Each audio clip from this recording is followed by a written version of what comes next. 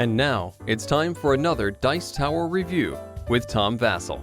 Howdy folks, I'm Tom Vasel, and today we're exploring the game Curios. This is a game from AEG for Fortune and Glory. Because now that was set in Indiana Jones, that's on the back of like the 5th board game I've seen now. Anyway, you're a rogue archaeologist traveling the world looking for lost artifacts. I'd like to dissuade you right now, this is not going to be a game that has a strong theme. This is a card-playing game where you're collecting artifacts that are also known as jewels. You're trying to collect stuff. It's kind of an auction-style game, but also a little bit of a bluffing game. Let me show you.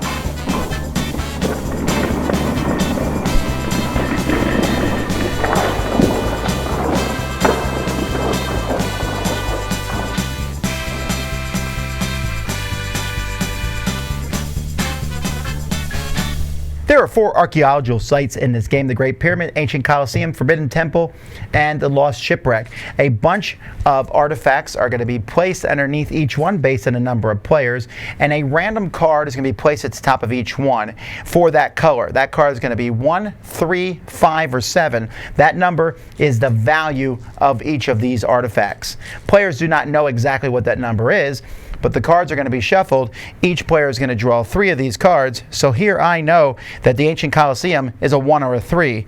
And I know that the Forbidden Temple is a 3, 5, or 7 because I have these cards in my hand. Players are going to take turns using pawns that they have. And on your turn, you fill in a column that's completely to the left somewhere. So here it only takes 1 pawn to do so, and take an artifact of that type. If someone else wants to go to that same one, they would have to put 2 to take one of that type. Then maybe someone else goes here, and then I want to go back to the Ancient Colosseum and get another green, so I put 3 there and do that.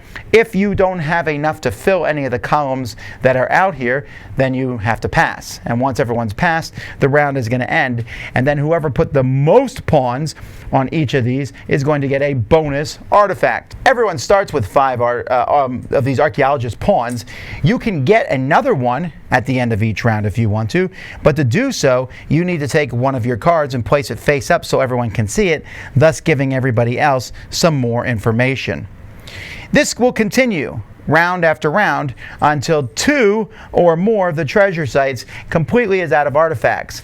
At that point, the game ends. We then reveal the numbers at each one. Well, this is a pretty high scoring game. So if I had, for example, these, the reds and the yellow are 7, so that's 28 points, and the green here is 3, so I would have 31 points in total. Whoever has the highest amount is the winner of the game. The components for this game are, the gems themselves are pretty cool. My only complaint maybe about the components is that the green and this, they don't necessarily match so easily. I don't think of green when I see this. I actually think of blue. And I almost have to double take when I look at the cards, like, okay, that purple goes with that. And I'll see this and I'll say, oh, that's blue. No, wait, that goes here. The artwork helps there. The components are fine in that regard. The gems are nice. The pawns are pretty boring pawns, frankly, but I guess that's the way they have to be. And the start player marker's like a little metal lantern. This thing is pretty nice. I'm not a fan of the game being in a tin. Tins are not ideal boxes. They get bent too easily, then the lid doesn't pop on them. This is also a nice insert that goes in here, but overall the components are okay. Curios is a nice little small game that I kind of enjoy. The box, the tin and all that, and the fact that the theme doesn't match doesn't really matter. It's really kind of an intriguing thing. You're watching every move everyone does. So if on my first turn I put a pawn on the red and take a red jewel, you're like, whoa, he must know that red jewels are worth something. He took them. But I might be doing that to get you to take more red gems. Of course, that doesn't work if I'm sitting there holding the red 7 and 5 in my hand, because then I know red gems at most are 3. So there's a little bit of that going on. That's really the extent of the depth of the game. There's not much more beyond that. But because the game is so quick, what does the box say here? It says 15 minutes. You can get this game done in 10 minutes. It's really that quick and that simple of a game. And that's what we consider to be a filler style game. And I also think the game scales well. I didn't think an auction game, because that's what it is. You're putting pawns out in a sense, and whoever has most pawns gets an extra one.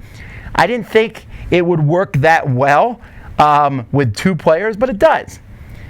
Also, it's really intriguing. You get 5 pawns, which means you can do a 1, and a 1 and a 3 and you're done, or a 1 and a 2, and then if the 1s and 2s are gone everywhere else, you can't put out any more because you only have 2 left. So you probably want that 6th pawn, but you need to show one of your cards to everybody. So if you do that, what card do you show everybody? Do you show them a high card so they stop going for a certain color? Do you show them a low card so that you make them go for a color? Do you show a middle card that doesn't give a whole lot of information, maybe, sort of, but you might be helping somebody? These are few decisions over the course of this 10 to 15 minute game, but they work. Not every game has to be big and grandiose. Curios is a nice small one that will pass the time easily, and it feels like some other games collecting things, but at the same time it feels a little bit different because you're never quite sure how valuable the gems are going to be. Certainly one to pass the time before you play the big game of the night. Curios. Dice Tower Judgment approved.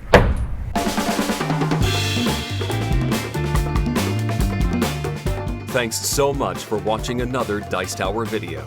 If you enjoy our videos, subscribe to the channel for more fun, comprehensive board game coverage. Also, consider joining us at one of our events. Come to Dice Tower Retreat, a small, intimate gathering where gaming is king. Join us for Dice Tower Cruise, the largest board game cruise. Attend Dice Tower West in Las Vegas for gaming fun on the West Coast, or Dice Tower East in Orlando, in sunny Florida. Dice Tower Conventions, the friendliest gaming conventions on Earth. I'm Eric Summerer, and you've been watching The Dice Tower.